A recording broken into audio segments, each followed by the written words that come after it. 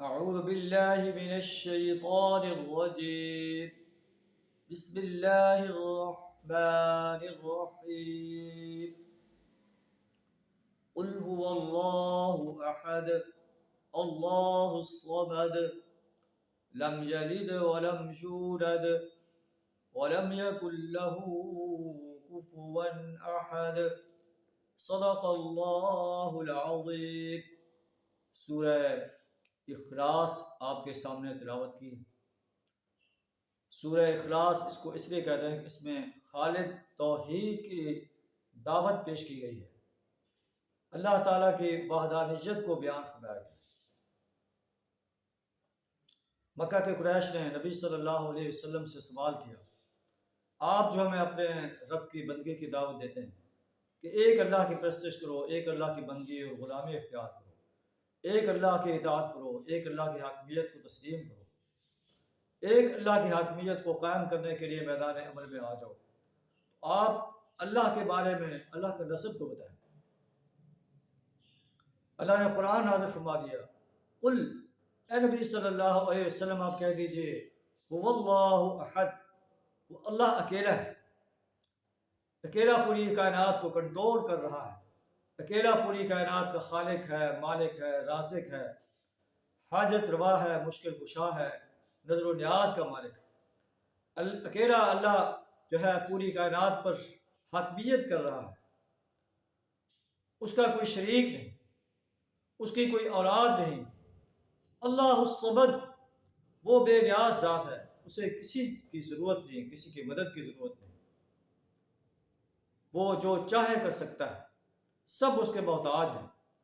لم یلد ولم یولد، نہ اس کی کوئی اولاد ہے اور نہ وہ کسی کی اولاد ہے۔ ولم یکن لہ کفوا احد، اور کوئی اس کا ہمسر نہیں، کوئی اس کا مقابلہ کرنے والا نہیں، کوئی اس کے برابر کا نہیں۔ یہ اللہ نے اپنے بارے میں ارشاد فرمایا۔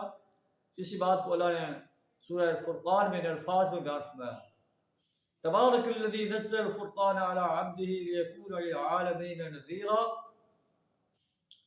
الذی لہ ملک السماوات والارض ولم يتخذ ولدا ولم يكن له شريك في الملك وخلق كل شيء فقدره تقديرا۔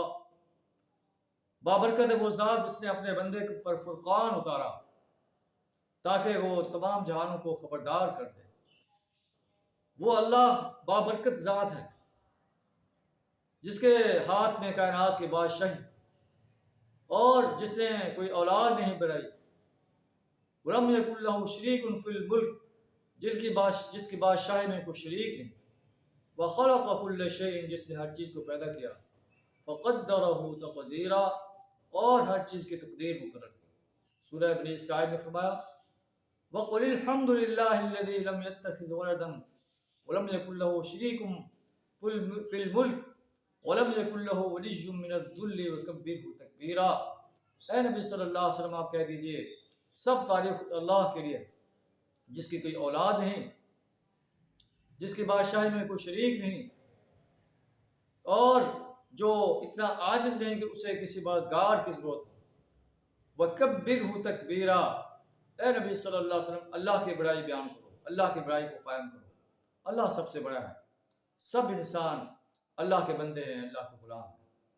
اللہ سے دعا ہمیں توحید کا صحیح شعور عطا فرمائے، اپنی بڑائی بیان کرنے اور اپنی بڑائی کو اس سرزمین پر قائم کرنے کے لیے، باطل نظاموں کو مٹانے کے لیے اپنا مال، جان، وقت اور صلاحیت کھپا دینے کی توفیق عطا فرمائے۔